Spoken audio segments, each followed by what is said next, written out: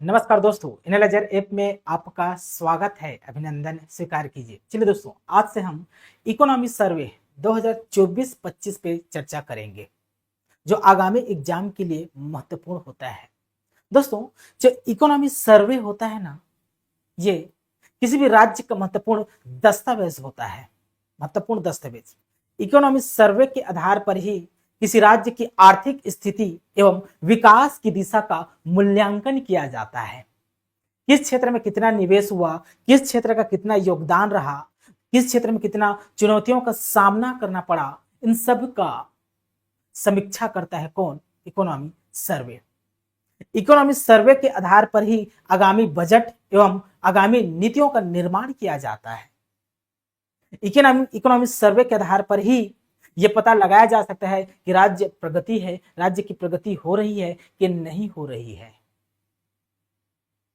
ठीक, राज्य का विकास हो रहा है कि नहीं हो रहा है हम तभी कह सकते हैं जब हमारे पास कुछ तथ्य हो, कुछ डाटा हो, कुछ विवरण हो।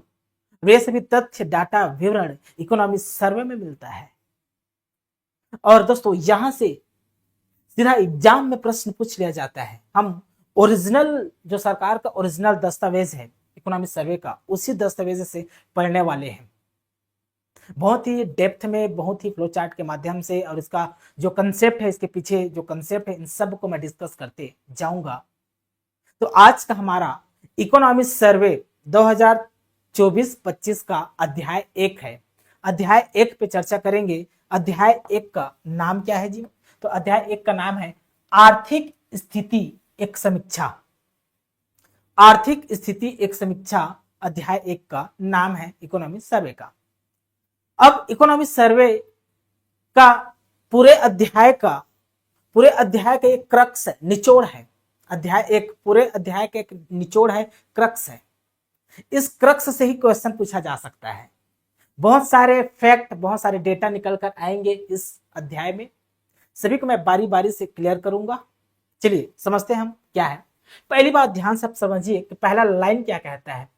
छत्तीसगढ़ का शाब्दिक रूप बताया गया है, शाब्दिक अर्थ। छत्तीसगढ़ का शाब्दिक अर्थ बताया गया है या रूप बताया गया है। इकोनॉमिक सर्वे के अनुसार छत्तीसगढ़ शाब्दिक रूप क्या है? तो 36 किलो का गढ़ है। 36 किलो का गढ़ है। 36 किलो का गढ़ अर्थात छत्तीसगढ़। छत्तीसगढ़ नाम के पीछे बहुत सारे तथ्य हैं, बहुत सारे विवाद हैं। कोई 36 चर्मकारों का परिवार रहता था, ऐसे बोलते हैं कि छत्तीसगढ़ है, ऐसे बोलते थे, है ना। लेकिन हमारे इकोनॉमिक सर्वे के अनुसार छत्तीसगढ़ 36 किलो के गढ़ है, इसलिए इसको छत्तीसगढ़ राज्य कहा जाता है। इकोनॉमिक सर्वे कहता है 2024-25 का, राइट। उसके बाद भारत के मध्य भाग में स्थित है। जैसे दोस्तों यह भारत है, अब पूछे कि छत्तीसगढ़ राज्य भारत में कहां स्थित है? उत्तर में, दक्षिण में, मध्य में? तो दोस्तों इकोनॉमिक सर्वे कहता है कि हमारा छत्तीसगढ़ राज्य भारत के मध्य में स्थित है। मध्य में लिखा हुआ है, मध्य भाग में स्थित राज्य है, राइट। अब अगला लाइन क्या कहता है कि हमारा जो राज्य है, हमारा जो छत्तीसगढ़ राज्य है ना, यह उड़ीसा राज्य 7 राज्यों से घिरा हुआ है। उड़ीसा 1, झारखंड 2, उत्तर प्रदेश 3, मध्य प्रदेश 4, महाराष्ट्र 5, तेलंगाना 6, आंध्र प्रदेश 7 राज्यों से घिरा हुआ है। 7 राज्यों से एंटी क्लॉकवाइज कहां से स्टार्ट हुआ है? उड़ीसा से, इधर उड़ीसा से घिरा हुआ है, एंटी क्लॉकवाइज जाना है। उसके बाद आपको झारखंड से घिरा हुआ है, फिर यहाँ यूपी से घिरा हुआ है, यूपी के बाद आपको एमपी आना है, एमपी के बाद आपको महाराष्ट्र आना है, महाराष्ट्र के बाद आपको तेलंगाना आना है, तेलंगाना इधर है, तेलंगाना, फिर आपको एपी आना है, आंध्र प्रदेश आना है। तो एंटी क्लॉकवाइज में दिशा यहां बताया गया है। 7 राज्यों से घिरा हमारा छत्तीसगढ़ प्रदेश भू आवेष्टित प्रदेश है। क्या? तो भू आवेष्टित प्रदेश है, लैंडलॉक स्टेट है, भू आवेष्टित। ठीक, यहां तक क्लियर हो गया होगा। अब अगला लाइन कहता है क्या? प्रशासनिक सुगमता के लिए राज्य के संपूर्ण भूभाग को, हमारे छत्तीसगढ़ के संपूर्ण भूभाग को प्रशासनिक सुगमता की दृष्टि से 5 संभागों में, कितना, तो 5 संभाग है छत्तीसगढ़ में, 5 संभागों एवं 33 जिलों में विभाजित किया गया है। छत्तीसगढ़ में कितने संभाग हैं, तो 5, और 33 जिलों में विभाजित किया गया है। राइट। फिर अगला लाइन देखिए आप, भगवान श्री राम का ननिहाल है। अगर कोई पूछे आपसे भगवान श्री राम का ननिहाल कहाँ है, तो छत्तीसगढ़ में है। छत्तीसगढ़ को भगवान श्री राम का ननिहाल कहा जाता है। अर्थात जो भगवान राम है वो छत्तीसगढ़ वासियों के भांचा है, अर्थात भांचा राम कहा जाता है। मतलब भगवान राम के मामा गांव है कौन, छत्तीसगढ़। ठीक ठीक, यहां तक समझ में आ गया होगा। अब इंपॉर्टेंट डेटा यह है कि 1 नवंबर 2000 को भारतीय संघ के 26वें राज्य के रूप में गठित छत्तीसगढ़ राज्य अपनी स्थापना के 24 वर्ष पूर्ण कर, मतलब कितने वर्ष पूर्ण कर लिए हैं। छत्तीसगढ़ की स्थापना 1 नवंबर सन 2000 को हुआ था। अब छत्तीसगढ़ को स्थापना हुए 24 वर्ष हो गया है। कितने वर्ष हो गया है जी, 24 वर्ष पूर्ण कर विकसित एवं आत्मनिर्भर राज्य बनने के पथ पर अग्रसर है। 24 वर्ष पूर्ण करने के बाद विकसित राज्य एवं आत्मनिर्भर राज्य बनने की ओर अग्रसर है। राइट, ये लाइन। हमारे छत्तीसगढ़ राज्य का भौगोलिक क्षेत्रफल 1,35,191 वर्ग किलोमीटर है। वर्ग किलोमीटर, इसको समझिए आप। देखिए हमारा छत्तीसगढ़, ये हमारा क्या है, छत्तीसगढ़ है। ये हमारा क्या है जी, छत्तीसगढ़ है। इस पूरे छत्तीसगढ़ का जो क्षेत्रफल है, क्षेत्रफल को हमेशा वर्ग किलोमीटर में मेजर किया जाता है, वर्ग किलोमीटर में। तो छत्तीसगढ़ का क्षेत्रफल कितना है, तो 1,35,191 वर्ग किलोमीटर है, जो कि देश के कुल क्षेत्रफल का, देश के कुल 11.1% क्षेत्रफल का प्रतिनिधित्व करता है। कैसे पता चला सर 4.1% क्षेत्रफल का प्रतिनिधित्व करता है, तो कैसे निकालेंगे। तो दोस्तों जैसे समझिए, यह है आपका भारत, ये क्या है हमारा, यहाँ पर छत्तीसगढ़ है। अब ये भारत का ऐसे पूरा भारत का क्षेत्रफल कितना है, तो भारत का क्षेत्रफल 32,87,263 वर्ग किलोमीटर है। 267 वर्ग किलोमीटर, 263 या 67 है, वर्ग किलोमीटर है। ठीक, इसको दोस्तों इस पे छत्तीसगढ़ के स्थान कितने हैं, तो 1,35,191 वर्ग किलोमीटर है, को हम 100 से भाग करेंगे तो निकल कर आ जाएगा 11.1%। मतलब पूरे भारत के क्षेत्रफल में हमारे छत्तीसगढ़ का क्षेत्रफल जो भूभाग है वो 4.1 स्क्वायर किलोमीटर है, वर्ग किलोमीटर है। ठीक, तो ये पॉइंट याद रखना है। 4.1% क्षेत्रफल कवर करते हैं पूरे भारत का, कौन, छत्तीसगढ़ प्रदेश। यहां तक आपको समझ में आ गया होगा जी। ठीक, अब आगे बढ़ते हैं। अगला क्या कहता है, देखिए अगला क्या कहता है, बहुत ही इंपॉर्टेंट डेटा है यहां पर। ठीक, अब देखिए ध्यान से, अगला लाइन क्या कहता है, प्रदेश का मतलब छत्तीसगढ़ का वन क्षेत्रफल, अगला पॉइंट इसको नोट करके लिखिए, प्रदेश का वन क्षेत्रफल लगभग, मतलब पूरे छत्तीसगढ़ का, मतलब हमारे छत्तीसगढ़ का जो क्षेत्रफल है क्या है, 1,35,191 वर्ग किलोमीटर है, वर्ग किलोमीटर है पूरे छत्तीसगढ़ का हमारा क्षेत्रफल। इस छत्तीसगढ़ का पूरे प्रदेश का वन क्षेत्रफल फॉरेस्ट एरिया, वन क्षेत्रफल लगभग 59,820.78 वर्ग किलोमीटर है। अर्थात पूरे छत्तीसगढ़ का 59,000 820.78 वर्ग किलोमीटर है। अब इसको हम 100 से गुणा करेंगे तो निकल कर क्या आ जाएगा, 44.25% निकल कर आ जाएगा जी। देखिए इस डेटा को इसलिए याद रखना है क्योंकि पुराना जब पढ़ेंगे तो उसमें क्या लिखा हुआ है, 59,772 लिखा हुआ है, 59,772। अब ये बदल कर क्या हो गया है, 59,820 हो गया। मतलब पहले की अपेक्षा वन क्षेत्रफल में बढ़ोतरी हुई है। बढ़ोतरी होकर दोस्तों पूरे क्षेत्र का, पूरे छत्तीसगढ़ राज्य में 44.25%, पूरे छत्तीसगढ़ राज्य में 44.25% फॉरेस्ट एरिया है, वन क्षेत्रफल है। मतलब पूरे छत्तीसगढ़ में 44.25% में पेड़ पौधे हैं, वन है। समझ में आ रहा है ना, वन है ये। ठीक, यहां तक समझ में आ गया होगा। ठीक, अगला पॉइंट नोट करके लिखना है इंपॉर्टेंट, कि देश के लघु वनोपज संग्रहण में, मतलब 10 देश में जितने भी लघु वनोपज संग्रहित कलेक्ट किए जाते हैं, जैसे तेंदुपत्ता हो गया, चार हो गया, बीज हो गया, जो भी लघु वनोपज हैं, जितने भी लघु वनोपज हैं पूरे देश में संग्रहित किए जाते हैं, कलेक्ट किए जाते हैं। लघु वनोपज संग्रहण में छत्तीसगढ़ की भागीदारी 70% है। छत्तीसगढ़ की भागीदारी कितना है, 70% है। मतलब पूरे देश में 100% लघु वनोपज संग्रहण किए जाते हैं ना, तो इस 100% में 70% छत्तीसगढ़ से संग्रहित किए जाते हैं, कलेक्ट किए जाते हैं। छत्तीसगढ़ की भागीदारी 70% है लघु वनोपज में।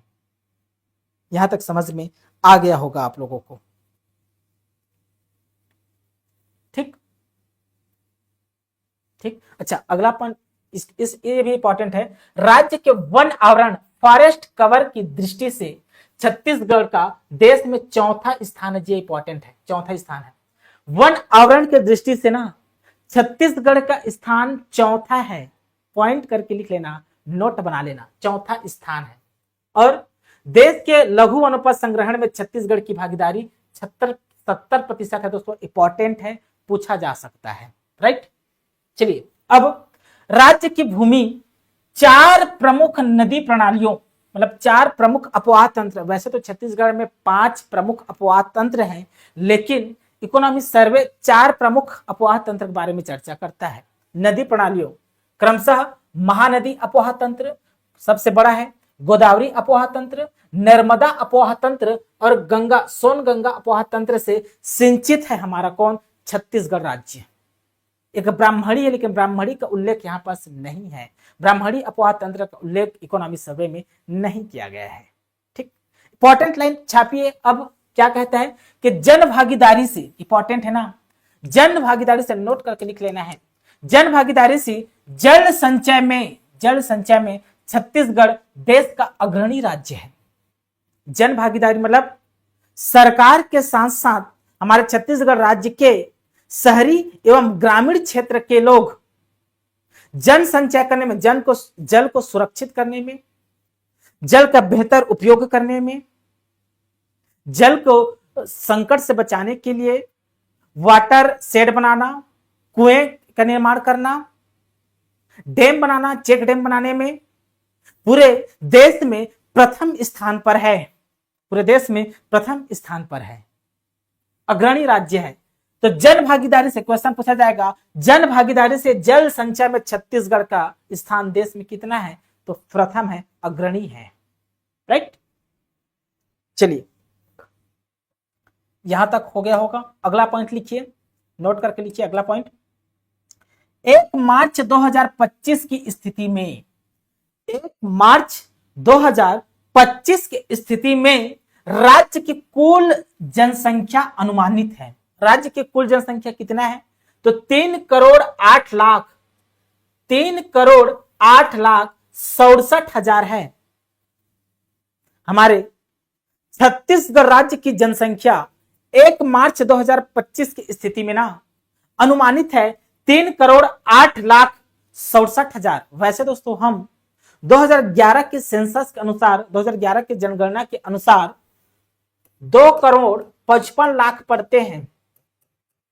2 करोड़ मतलब 2.5 करोड़ जनसंख्या है, जो बढ़कर दोस्तों 1 मार्च 2025 की स्थिति में राज्य की कुल जनसंख्या 3,08,67,000 हो गए हैं। हालांकि दोस्तों नया जनगणना अभी नहीं आया है, ये अनुमानित डाटा है, डेटा है अनुमानित, इसको पूछा जा सकता है और वो सेंसस के अनुसार है, वो भी चेंज नहीं हुआ है। अभी 2011 की जनगणना अभी भी चल रहा है, तो वो 2.5 करोड़ है, ठीक ना, लगभग। ठीक, आगे बढ़ते हैं, जिसमें अब ये 3,08,67,000 जनसंख्या, जिसमें से 70% जनसंख्या, याद रखना पहले 80% आंसर लिया जाता था, अब बदलकर कम होकर 70% जनसंख्या कृषि कार्य में संलग्न है। कृषि कार्य में क्या है, संलग्न है, मतलब हमारे छत्तीसगढ़ राज्य के 70% जनसंख्या का आजीविका कृषि पर आधारित है। 70% पॉपुलेशन कृषि पर आधारित है। जैसी दोस्तों यह प्रतिशत जैसे जैसे घटते जाता है ना, जैसे 70 पहले 80% हुआ करता था, अब यह 70% हो गया, फिर 60 होगा, तो कृषि कार्य में जो निर्भरता जैसे जैसे घटते जाएगा ना, वैसे वैसे राज्य विकसित राज्य की ओर अग्रसर होते जाता है। मतलब विकसित राज्य की ओर अग्रसर होने का तात्पर्य है कि उस राज्य की जनसंख्या कृषि राज्य में, मतलब कृषि कार्य में निर्भरता कम होना। जैसे जैसे कृषि कार्य पर निर्भरता कम होता जाएगा, हमारा राज्य विकसित राज्य की ओर अग्रसर होता जाएगा, है ना। तो पहले 70% आंसर लिया जाता था, अब पहले 80% लिया जाता था, अब 70% हो गया है। याद रखना है, छाप लेना है दोस्तों, सीने में गोदना गोदा लेना है। 70% जनसंख्या कृषि कार्य पर निर्भर है। समझ में आ रहा है ना कि नहीं आ रहा है जी। अब 3,08,67,000 परिवार में से कुछ डेटा यहां नहीं दिया हुआ है, मैं बता देता हूं। ठीक, कृषि परिवार है, कृषक परिवार है हमारे छत्तीसगढ़। कितने कृषक परिवार हैं पूछा जा सकता है, जो कि इस डेटा पे नहीं दिया हुआ है, मैं लिख देता हूं। 40.10 लाख क्या है जी, कृषक परिवार हैं। ऊपर में लिखिए, छत्तीसगढ़ में कृषक परिवार पूछे, छत्तीसगढ़ में कृषक परिवार पूछे तो 40.10 लाख क्या है जी, कृषक परिवार हैं। इनमें से अधिकांश लगभग 82%, अधिकांश लगभग 82% जनसंख्या, राज्य की अधिकांश जनसंख्या लघु एवं सीमांत कृषकों की है। 82% लघु एवं सीमांत है, लघु एवं सीमांत कृषक हैं जी। लघु एवं सीमांत कृषक हम आगे चर्चा करेंगे, जिसके पास 2.5 एकड़ से कम की कृषि भूमि होती है, ये लघु एवं सीमांत कृषक की श्रेणी में आते हैं। इसका अलग अलग कैटेगरी होता है, डिस्कस करेंगे आगे। ठीक, लघु एवं सीमांत कृषक हैं लगभग 82%, मतलब 100% पॉपुलेशन में से 82% कृषक लघु एवं सीमांत की श्रेणी में आते हैं। अधिकांश जनसंख्या लघु एवं सीमांत कृषकों की श्रेणी में आते हैं। राइट, राज्य के मुख्य उपज क्या है, अगर कोई पूछे आपसे, चलिए बताइए छत्तीसगढ़ राज्य की मुख्य उपज क्या है, तो आंसर होगा मेरे प्यारे बच्चों, धान है। मुख्य उपज क्या है जी, धान है। यहां तक क्लियर हो गया होगा। अब अगला नोट बनाइए, जबकि उच्च भूमि इलाकों में मक्का एवं मोटे अनाज की खेती की होती है। चलिए बताइए, छत्तीसगढ़ के उच्च भूमि इलाकों में कौन सी खेती की जाती है, तो आंसर होगा मक्का एवं मोटे अनाज की खेती की जाती है। छत्तीसगढ़ के उच्च भूमि इलाकों में क्या मक्का और मोटे अनाज, मिलेट्स की खेती की जाती है, ये आंसर है। ठीक, समर्थन मूल्य पर, मतलब एमएसपी, मिनिमम सपोर्ट प्राइस, समर्थन मूल्य पर धान खरीदी में छत्तीसगढ़ धान खरीदी में ना, खरीदी में छत्तीसगढ़ देश में प्रथम है। आपको पता है 3100 रुपए में प्रति कुंटल धान खरीदी किया जा रहा है हमारे छत्तीसगढ़ में, 3100 रुपए में। तो पूरे देश में एमएसपी पर खरीदारी करने पर हमारा छत्तीसगढ़ राज्य प्रथम है। प्रथम नोट कर लेना है, देश में प्रथम है एमएसपी पर। ठीक, क्षेत्र की महत्वपूर्ण नकदी फसल भी बताया गया है इकोनॉमिक सर्वे में कि हमारे क्षेत्र छत्तीसगढ़ राज्य के प्रमुख नकदी फसल कमर्शियल क्रॉप्स कौन कौन से हैं। तो कहता है कपास, पहला नंबर पे लिखिए कपास। गन्ना भी नकदी फसल है 2, तिलहन भी नकदी फसल में आता है 3। ठीक, नकदी फसल में आता है कपास, गन्ना और तिलहन छत्तीसगढ़ राज्य के प्रमुख नकदी फसल है, प्रमुख नकदी फसल। राइट, छत्तीसगढ़ देश में धान का कटोरा कहलाता है। पूरे छत्तीसगढ़ दोस्तों, पूरे देश में धान का कटोरा कहा जाता है। यह रहा यहां का इंपॉर्टेंट डेटा। ठीक, आगे बढ़ते हैं जी। आगे क्या कहते हैं इसके बारे में चर्चा कर लेते हैं।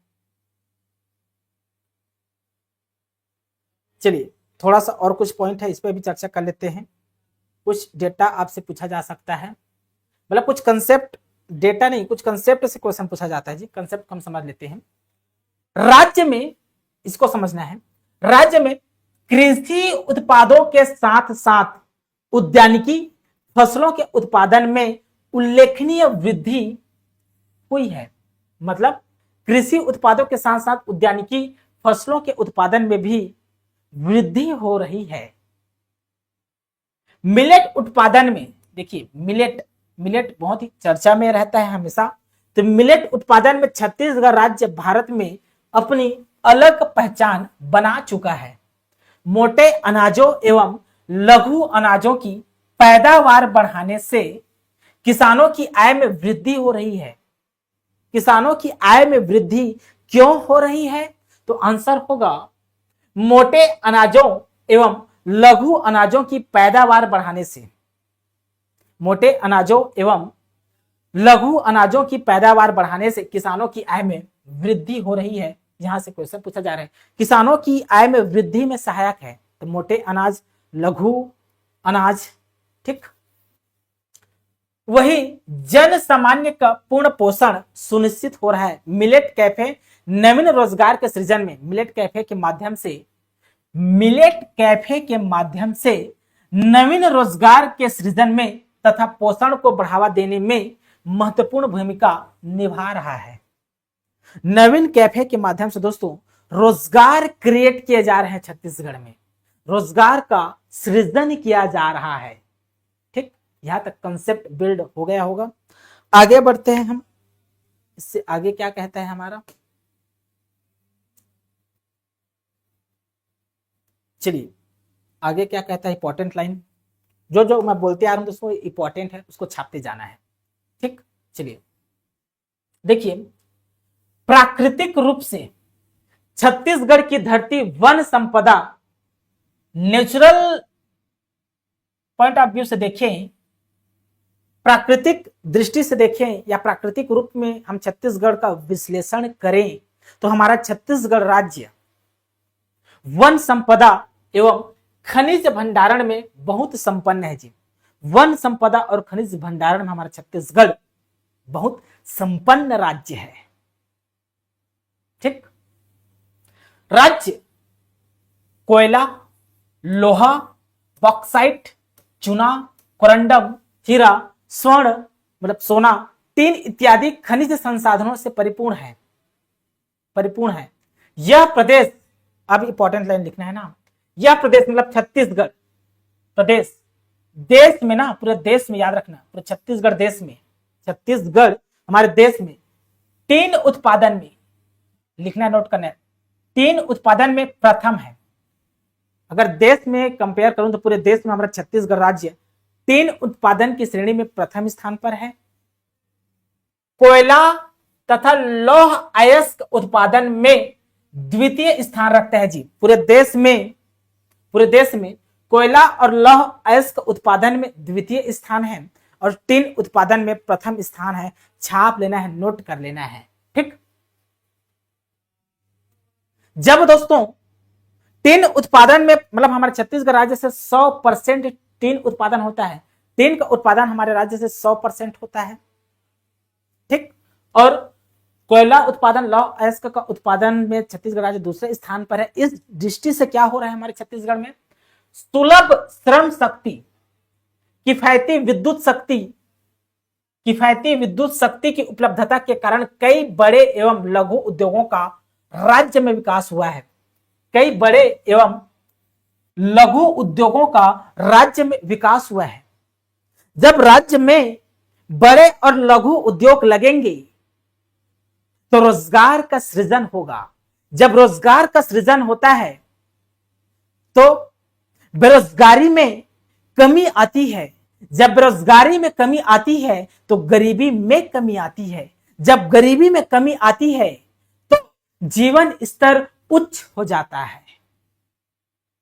तो जीवन स्तर को उच्च बनाए रखने के लिए हमारा राज्य बड़े एवं लघु उद्योगों के में विकास की ओर अग्रसर है, विकास की ओर।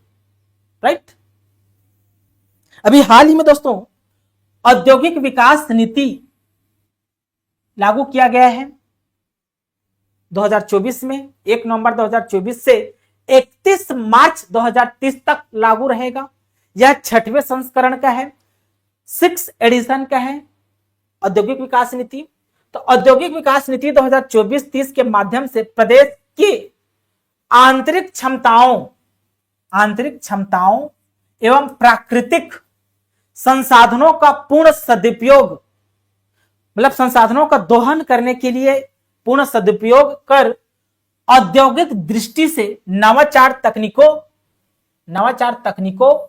को अपनाते हुए अमृतकाल छत्तीसगढ़ विजन @2047 की परिकल्पना को, मतलब अमृतकाल छत्तीसगढ़ विजन 2047 को अचीव करने के लिए, इसकी परिकल्पना को साकार करने के लिए औद्योगिक विकास नीति 2024-30 लागू की गई है।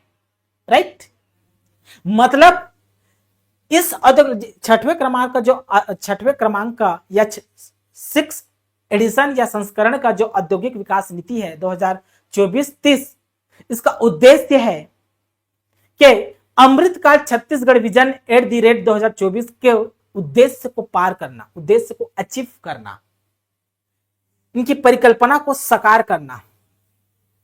ठीक, इसके तहत, इस औद्योगिक विकास नीति के तहत स्टार्टअप उद्योग को प्रोत्साहन किया जा रहा है, नवाचार को बढ़ावा दिया जा रहा है, नवाचार को, स्टार्टअप को बढ़ावा दिया जाएगा। ठीक, नए उद्योग लगाए जाएंगे। ठीक, तो ये इंपॉर्टेंट है। अब पर्यटन की बात कर लेते हैं। अगला इंपॉर्टेंट लाइन लिखिए, राज्य में पर्यटन की असीम संभावनाएं हैं। हमारे छत्तीसगढ़ राज्य में दोस्तों पर्यटन की असीम संभावनाएं हैं। पर्यटन, टूरिज्म सेवा क्षेत्र में आता है। जो पर्यटन है ये सेवा क्षेत्र का पार्ट है, सेवा क्षेत्र के अंतर्गत शामिल किया जाता है पर्यटन को। राइट, पर्यटन की असीम संभावनाओं को देखते हुए पर्यटन उद्योग को इस नीति के तहत सम्मिलित किया गया है। इस नीति के तहत सम्मिलित किया गया है पर्यटन उद्योग को। अब अगला इंपॉर्टेंट पॉइंट आप छापिए, नोट कर लीजिए। क्या? संयुक्त राष्ट्र, इसको इंपॉर्टेंट देखिए, संयुक्त राष्ट्र विकास पर्यटन संगठन, संयुक्त राष्ट्र विश्व पर्यटन संगठन, जिसको UNWTO कहा जाता है। UNWTO द्वारा विश्व के 60 देशों, विश्व के कुल 60 देशों, बहुत इंपॉर्टेंट ये क्वेश्चन पूछा जा सकता है। विश्व के 60 देशों से चयनित 20 ग्राम, मतलब विश्व के 60 देशों में 60 देशों से 20 ग्राम का चयन किया गया है। 20 ग्राम का 20 ग्रामों का क्या किया गया है जी, चयन किया गया है, ठीक ना। इस 20 ग्रामों में ना, 20 ग्रामों में हमारे छत्तीसगढ़ से एक ग्राम शामिल है। छत्तीसगढ़ के बस्तर जिला से ना, बस्तर से एक ग्राम, कौन सा, बस्तर जिले के ग्राम धूड़मारस, इंपॉर्टेंट है क्या, धूड़मारस, इंपॉर्टेंट है ना, बहुत ज्यादा इंपॉर्टेंट। धूड़मारस का सर्वश्रेष्ठ पर्यटन ग्राम के रूप में, सर्वश्रेष्ठ पर्यटन ग्राम के रूप में चयन किया गया है। तो बस्तर से दोस्तों संयुक्त राष्ट्र विश्व पर्यटन संगठन के द्वारा बस्तर से एक गांव को सर्वश्रेष्ठ पर्यटन ग्राम के रूप में चयन किया गया। तो उस ग्राम का नाम क्या था, धूड़मारस नाम है। बहुत बड़ी उपलब्धि है। 60 देशों में हमारे छत्तीसगढ़ का एक ग्राम इसमें शामिल है। 60 देशों में, सोचिए आप, 60 देशों में से हमारे छत्तीसगढ़ के एक ग्राम शामिल है। कितनी बड़ी उपलब्धि है ये। जब इतनी बड़ी उपलब्धि है तो एग्जाम का ये प्रश्न हो सकता है, ठीक। चलिए अब सस्टेनेबल डेवलपमेंट की भी बात कर लेते हैं कुछ, या इज ऑफ डूइंग बिजनेस की बात कर लेते हैं। देखिए क्या कहता है इज ऑफ डूइंग बिजनेस। देखिए अगला पॉइंट लिखिए आप, इज ऑफ डूइंग बिजनेस के द्वारा औद्योगिक विकास हेतु सभी प्रकार के निवेश, प्रोत्साहन एवं उद्योग स्थापना के लिए समस्त शासकीय विभागों की प्रक्रियाओं का सरलीकरण एवं संचार क्रांति के प्रयोग द्वारा राज्य का दीर्घकालिक विकास सुनिश्चित किया जा रहा है। इज ऑफ डूइंग बिजनेस के तहत, ठीक ना। ये इंपॉर्टेंट नहीं है, इंपॉर्टेंट ये है। इंपॉर्टेंट लाइन अब ये है, देखिए क्या इंपॉर्टेंट है। छत्तीसगढ़ राज्य सतत विकास लक्ष्यों, मतलब एसडीजी के ना 17 गोल है जी, 17 लक्ष्य है। सतत विकास लक्ष्य 17 गोल है इसके, जिसको 2030 तक अचीव करना है। 2030 तक इन 17 लक्ष्यों को पाना है। इसमें छत्तीसगढ़ का क्या स्थान है, देखिए। इसका हाल ही में ना क्या हुआ, एसडीजी इंडिया इंडेक्स प्रकाशित किया गया था। एसडीजी इंडिया इंडेक्स की प्राप्ति में दृढ़ संकल्प और सरलता का प्रेरक उदाहरण साबित हो रहा है।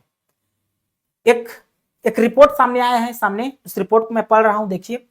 इस रिपोर्ट को आपको नोट कर लेना है। रिपोर्ट का नाम क्या है, एसडीजी जिला स्तरीय बेसलाइन एवं प्रगति रिपोर्ट। यह रिपोर्ट का नाम है ना, लिख लेना है कॉपी में। एसडीजी सस्टेनेबल डेवलपमेंट गोल जिला स्तरीय बेसलाइन एवं प्रगति रिपोर्ट के तृतीय संस्करण है, तृतीय संस्करण, थर्ड एडिशन 2023 तक राज्य के 27 जिले, हमारे छत्तीसगढ़ में कुल 33 जिले हैं। इस 33 में से 27 जिला फ्रंट रनर के श्रेणी में है जी। 27 जिला, 27 लिखिए जिला फ्रंट रनर की श्रेणी में है।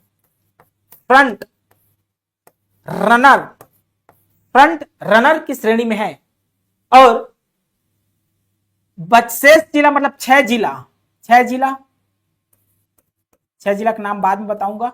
6 जिला परफॉर्मर श्रेणी में है। परफॉर्मर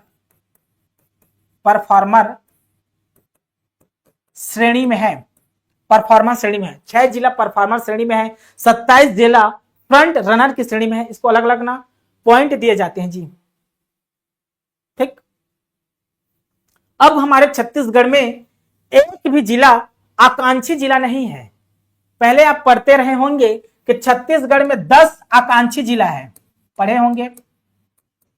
10 आकांक्षी जिला पढ़े होंगे। अब हमारे छत्तीसगढ़ में दोस्तों एक भी आकांक्षी जिला अब नहीं है। आकांक्षी जिला से आगे बढ़ चुका है हमारा छत्तीसगढ़, आकांक्षी जिला से बाहर आ चुका है। जिसका स्कोर 0 से 49 तक रहता है ना, 49 तक, वह जिला, जिस जिले का स्कोर 0 से 49 तक रहता है, वह जिला आकांक्षी जिले के श्रेणी में आता है।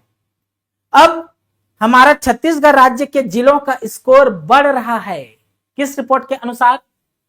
तो एसडीजी जिला स्तरीय बेसलाइन एवं प्रगति रिपोर्ट के 3rd एडिशन 2023 के इसके अनुसार हमारा छत्तीसगढ़ में 27 जिला फ्रंट रनर की श्रेणी में है और 6 जिला परफॉर्मर श्रेणी में है। याद रखना है दोस्तों, अब हमारे छत्तीसगढ़ राज्य में एक भी आकांक्षी जिला नहीं है। लिख लेना है, सीने में गोदना गोदा लेना है, एक भी जिला अब आकांक्षी जिला छत्तीसगढ़ में नहीं है। अब 6 क्या हो जाएंगे, परफॉर्मेंस श्रेणी के जिला हो जाएंगे। ठीक है, चलिए अब आगे बढ़ते हैं जी, आगे बढ़ते हैं दोस्तों। ये यहां तक रहा हमारा इंपॉर्टेंट फैक्ट। एक एक फैक्ट आपको याद हो जाना चाहिए। अब जीएसडीपी के बारे में हम चर्चा करते हैं। जीएसडीपी छत्तीसगढ़ का आर्थिक विकास को रिप्रेजेंट करता है। जीएसडीपी आर्थिक स्थिति का या आर्थिक प्रगति का सूचक होता है। किसी भी राज्य का आर्थिक प्रगति, आर्थिक स्थिति का सूचक कौन होता है, तो जीएसडीपी। जीडीपी जैसे देश का जीडीपी होता है, उसी प्रकार छत्तीसगढ़ राज्य का जीएसडीपी है। प्रत्येक राज्य का अपना जीएसडीपी होता है, जिसे सकल राज्य घरेलू उत्पाद कहा जाता है। क्या जी, सकल राज्य घरेलू उत्पाद, इसी को कहा जाता है जीएसडीपी।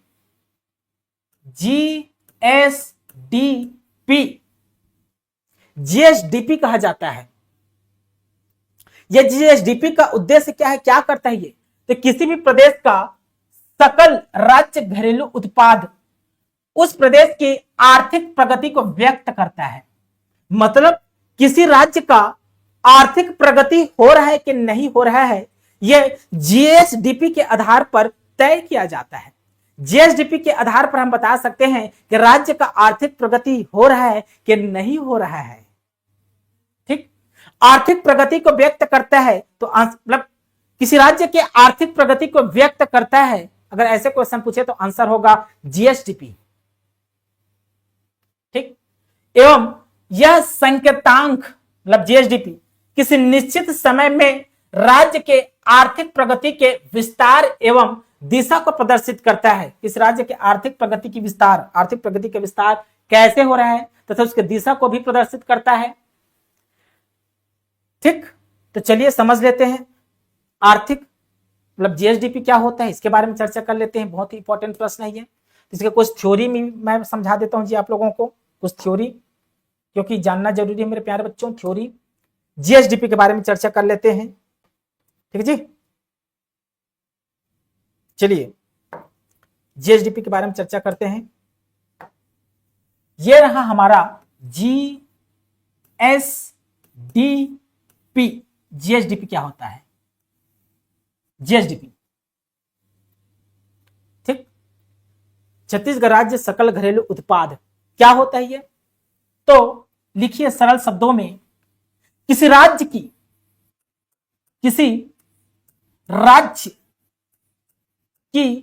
भौगोलिक सीमा, भौगोलिक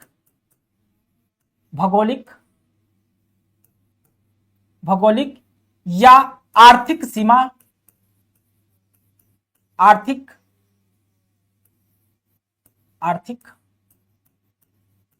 सीमा के भीतर या अंदर, जैसे हमारे छत्तीसगढ़ की एक भौगोलिक सीमा है जी, भौगोलिक सीमा या आर्थिक सीमा है, उस राज्य की, हमारे छत्तीसगढ़ राज्य के भौगोलिक या आर्थिक सीमा के भीतर एक वित्तीय वर्ष में, एक फाइनेंशियल ईयर मतलब वित्तीय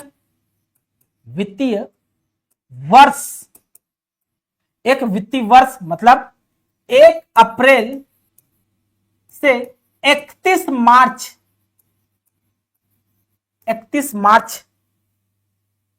में, एक वित्तीय वर्ष में, मतलब एक साल में, सामान्यतः एक साल में जितने भी वस्तु और सेवा उत्पादित किए जाते हैं, उत्पादित वस्तु एवं सेवा का अंतिम मौद्रिक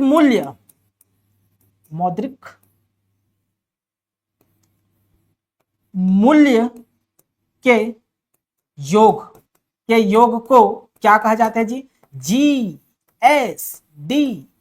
कहा जाता है। जीएसडीपी कहा जाता है। मतलब किसी राज्य के भौगोलिक सीमा के भीतर एक वित्तीय वर्ष में सामान्यतः एक वर्ष जितने भी वस्तु उत्पादित किए जाते हैं उसका अंतिम मूल्य, फाइनल वैल्यू, और जितने भी सेवा उत्पादित किए जाते हैं, सेवा का भी उत्पादन किया जाता है, याद रखना, उसका अंतिम मूल्यों का योग को जीएसडीपी कहा जाता है।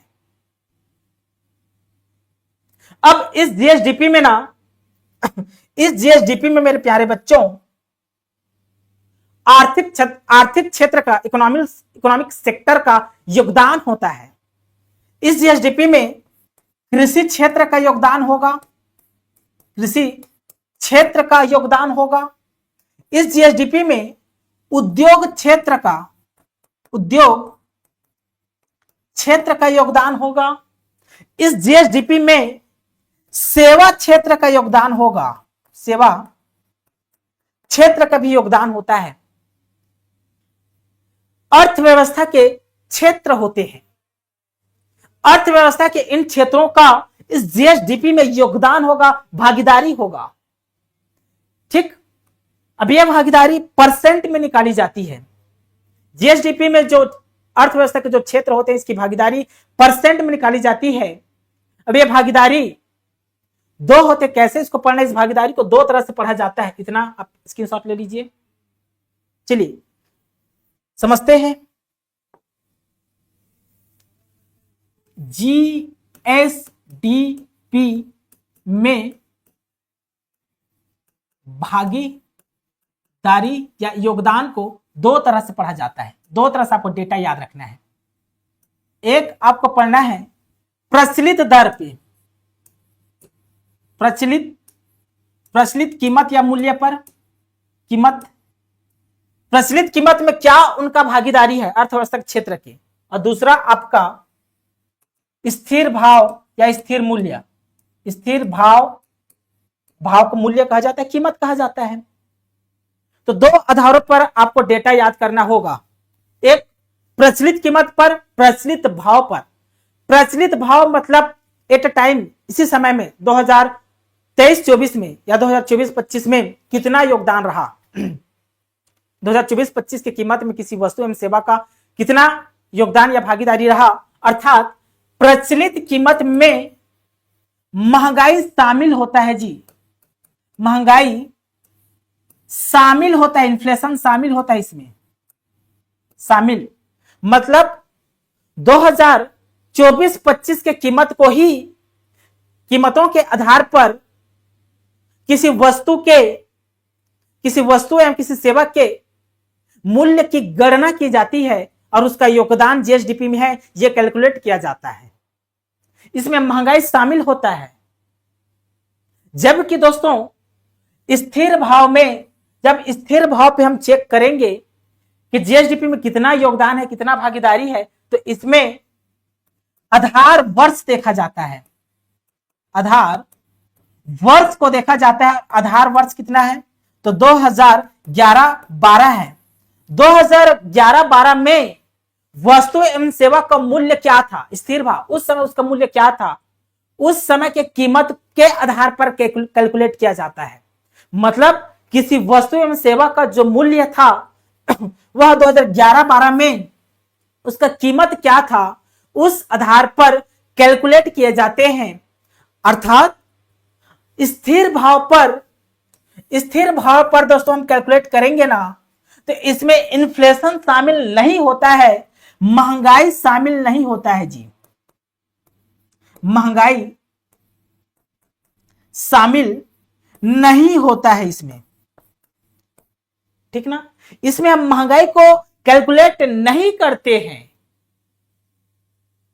तो जब भी हम डेटा पढ़ेंगे कि जीएसडीपी में कृषि क्षेत्र का, उद्योग क्षेत्र का, सेवा क्षेत्र का योगदान या भागीदारी कितना है, तो दो आधार पर इसको पढ़ना होगा। एक प्रचलित कीमत के आधार पर, और प्रचलित कीमत में महंगाई शामिल होता है, और दूसरा स्थिर भाव के आधार पर पढ़ना होता है।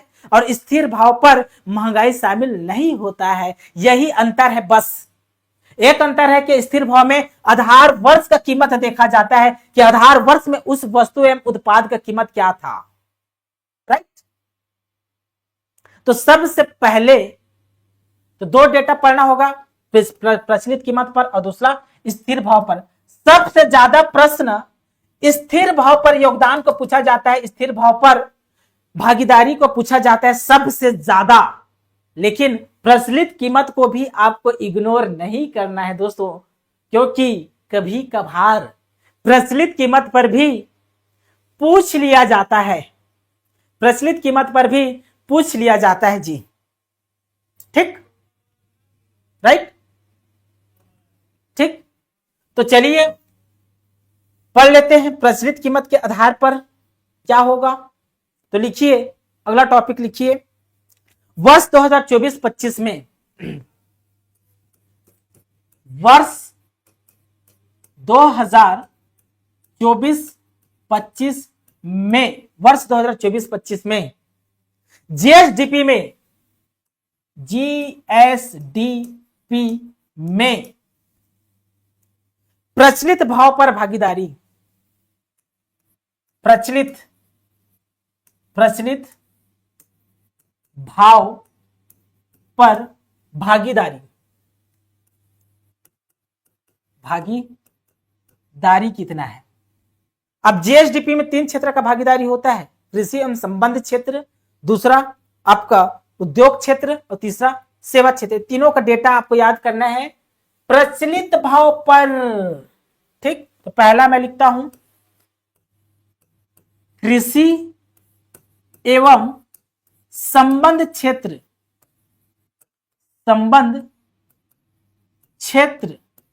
संबंध क्षेत्र का भागीदारी कितना है जीएसडीपी में। तो आंसर होगा 20.07%, 20.07% कृषि एवं संबंध क्षेत्र का योगदान है। अर्थात पूरे छत्तीसगढ़ का ये जीएसडीपी है, ये पूरा सर्कल जीएसडीपी को रिप्रेजेंट करता है। तो इसमें से दोस्तों, इसमें से मेरे प्यारे बच्चों ऐसे बना देता हूं, ऐसे, ठीक, इस ऐसे बना देता हूं इससे, ऐसे, ठीक। इसमें से 20.07% कृषि क्षेत्र का योगदान है, 20.07% कृषि एवं संबंध क्षेत्र का योगदान है। ठीक, अगर मैं बात करूं दूसरा उद्योग क्षेत्र,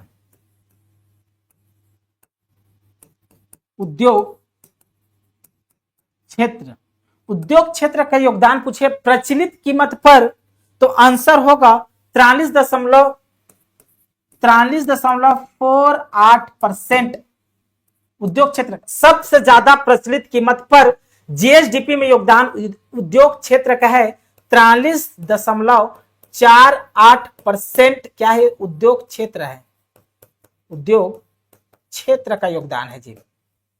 ठीक, मैं बात करूं तीसरा सेवा क्षेत्र की, सेवा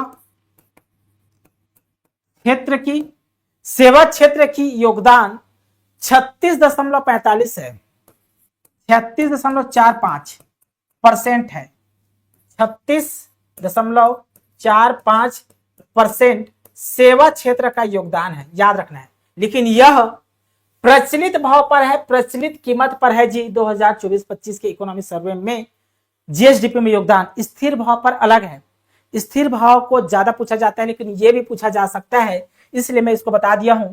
कृषि एवं संबंध क्षेत्र का योगदान 20.07%। कैसे याद करेंगे, तो कृषि क्षेत्र को कैसे याद करेंगे, 2000 में हमारा छत्तीसगढ़ का गठन हुआ था, 2000 से लेट करने हैं, 2007 दिख रहा है तो 2001 को 7 समझ लेना है, ऐसे 2000 में गठन हुआ तो 2000 इसमें 7 ऐड कर देना है, ऐसे। ठीक, तो 20.07% कृषि क्षेत्र का योगदान है। उद्योग क्षेत्र का योगदान सबसे ज्यादा है 43, और 43 में हम 5 जोड़ देंगे ना तो 48 आ जाएगा, तो 43.48% है। सेवा क्षेत्र का योगदान दोस्तों 36.45% है, 36.45% है। अब दोस्तों आगे का हम टॉपिक कल देखेंगे कि स्थिर भाव में जीएसडीपी में भागीदारी कितना है। इसको पढ़ देता हूं, इसके कंसेप्ट को। ठीक, देखिए, चलिए जीएसडीपी है, इसके योगदान को यहां पर देख लेते हैं। देखिए ये लिखा हुआ है योगदान, ये देखिए छत्तीसगढ़ में कृषि एवं संबंध क्षेत्र की गतिविधियां प्रदेश की अर्थव्यवस्था की रीढ़ बनी हुई है, प्रदेश की अर्थव्यवस्था की रीढ़ बनी हुई है।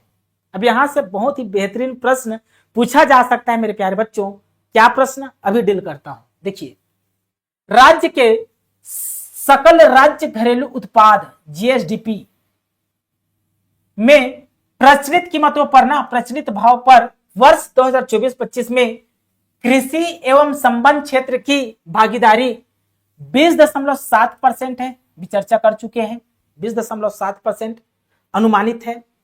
इसी अवधि में उद्योग 2024-25 में उद्योग क्षेत्र का योगदान 43.48% है एवं सेवा क्षेत्र का योगदान भागीदारी 36.45% है।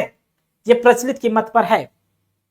स्थिर कीमत पर हम कल देखेंगे, स्थिर भाव पर जीएसडीपी में भागीदारी हम कल पढ़ेंगे, जो इंपॉर्टेंट डेटा है। लेकिन यहां एक प्रश्न मैं पूछ के जा रहा हूं और डील भी कर देता हूं। चलिए, अब यहां पर आपको कुछ विरोधाभास लग रहा होगा। क्या विरोधाभास? कि भाई एक तरफ कहता है कि छत्तीसगढ़ में कृषि एवं संबंध क्षेत्र की गतिविधियां प्रदेश की अर्थव्यवस्था की रीढ़ बनी हुई है। हमारे प्रदेश की अर्थव्यवस्था की रीढ़ कृषि है, कृषि, अर्थात छत्तीसगढ़ की अर्थव्यवस्था कृषि आधारित अर्थव्यवस्था है। लेकिन कृषि का योगदान तो सबसे कम है, 20% है। सबसे ज्यादा योगदान तो उद्योग क्षेत्र का 43%। तो उद्योग आधारित अर्थव्यवस्था कहना चाहिए। कृषि आधारित अर्थव्यवस्था क्यों बोला जा रहा है? बहुत ही इंपॉर्टेंट प्रश्न है दोस्तों। किस आधार पे कृषि आधारित अर्थव्यवस्था, मतलब कृषि को अर्थव्यवस्था का रीढ़ कहा गया है? किस आधार पे? कृषि का योगदान तो कम है जीएसडीपी में, तो किस आधार पर कृषि को अर्थव्यवस्था का रीढ़ कहा जा रहा है? तो इसका आंसर होगा, कृषि को अर्थव्यवस्था का रीढ़ इसलिए कहा जा रहा है क्योंकि दोस्तों छत्तीसगढ़ का लगभग 70% जनसंख्या कृषि पर आधारित है, कृषि पर आधारित है, कृषि पर निर्भर है। मतलब 70% की आजीविका कृषि पर निर्भर होने के कारण कृषि को छत्तीसगढ़ की अर्थव्यवस्था का रीढ़ कहा जा रहा है, भागीदारी के आधार पर नहीं कहा जा रहा है। ठीक ना, भागीदारी के आधार पर ना, या भागीदारी के आधार, देखो भागीदारी तो कृषि का कम है, तो इस आधार पर छत्तीसगढ़ की अर्थव्यवस्था की रीढ़ कृषि नहीं है, उद्योग है। लेकिन दोस्तों छत्तीसगढ़ की आजीविका पे आधारित कृषि है, इसलिए छत्तीसगढ़ की रीढ़ कृषि है। राइट, एक बात हमेशा नोट करना, कृषि का योगदान जीएसडीपी में जैसे जैसे घटता जाएगा ना, जैसे जैसे किसी राज्य का जीएसडीपी में कृषि का योगदान घटते जाता है, कम होते जाता है, तो समझ जाना है वह राज्य विकास की ओर अग्रसर है, वह राज्य विकसित राज्य की ओर अग्रसर होते जा रहा है। राइट, आशा करता हूं अच्छे से समझ में आ गया होगा दोस्तों। कल फिर मिलेंगे नए कंसेप्ट के साथ, स्थिर भाव पर योगदान के साथ। आशा करता हूं बहुत सारे नए चीज आपको सीखने को मिला होगा, अच्छे तरीके से पढ़ने को मिला होगा दोस्तों। ठीक ना, इसके पीछे लॉजिक मैं जो डिस्कस किया हूं, अच्छी चीज जानने को मिला होगा। अभी के लिए बहुत बहुत धन्यवाद। Thank you.